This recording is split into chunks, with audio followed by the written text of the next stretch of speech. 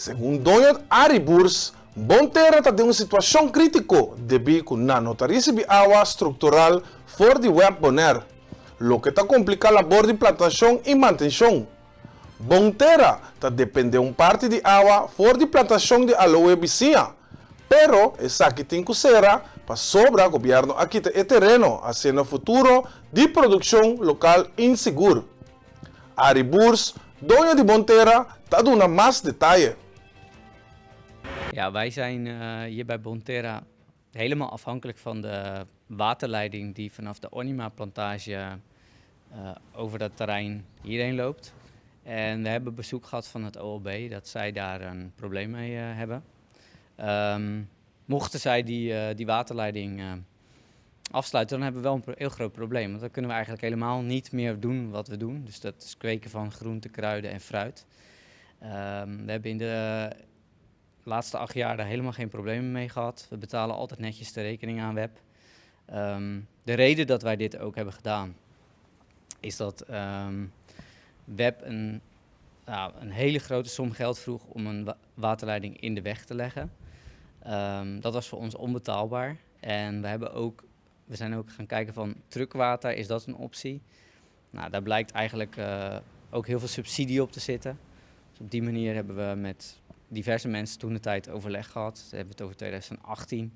En we hebben gezegd van dan gaan we het op deze manier doen. Dus we leggen een leiding in samenspraak en in goed overleg met de Onima-plantage hier naartoe.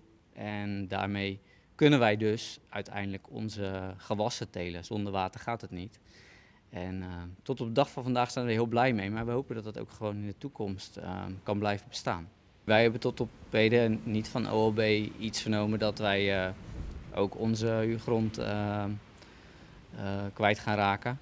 Dus dat speelt niet. Maar ja, we hopen gewoon dat dit natuurlijk gewoon door mag gaan. En wij wensen ook buurman Jaap en zijn familie dat zij ook nog jaren mogen doorgaan met de plantage. Maar goed, dat is niet iets waar ik invloed op heb. Bonterra tem incertidumbre rondando el terreno y suministro de agua. El dueño explica que la plantación usa 10 para 2 cubos de agua para día, cual 300 para 500 para luna. Comprar agua na truck no es una opción realística, pese a una conexión directa de tubería tan esencial. Banda de esa acción de gobierno para quitar terreno te crea hope e inseguridad. Ela enfatiza que o huur e ERFAC está pagar. O dono aspirta que a pressão aqui também contra o manejo para estimular a produção local. Het is niet de verwachting dat wij op hele korte termijn dichtgaan. En als er echt een probleem is dat die waterleiding wordt afgesloten, dan zullen we ons zeker weer melden. Want dat heeft gelijk hele grote gevolgen.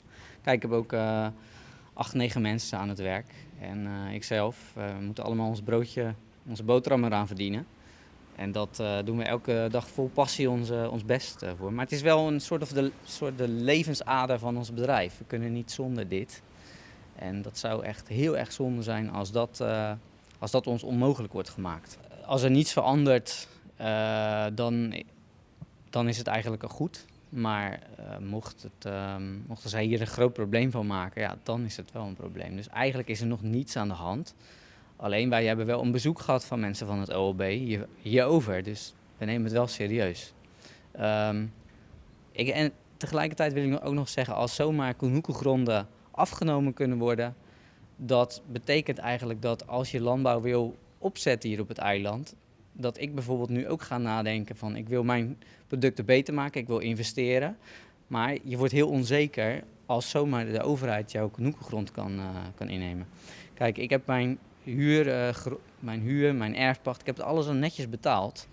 En je doet gewoon wat er van je gevraagd wordt. Maar als er opeens op deze manier investeringen eigenlijk zomaar weg kunnen worden gehaald, dat is echt een groot probleem. En als de overheid wil dat er meer lokale productie komt, dan is dit echt in strijd met hun eigen beleid. Ja, dat ligt een beetje aan de maand, maar iets van gemiddeld doen we zo'n 10, 12 kub per dag. Dus 300, misschien enkele keer tot 500 kub per maand. Dat is best wel veel. Dat zijn 100 vrachtwagens van WEB misschien wel. Ja. Dus dat is eigenlijk geen optie. Het moet echt met die waterleiding komen.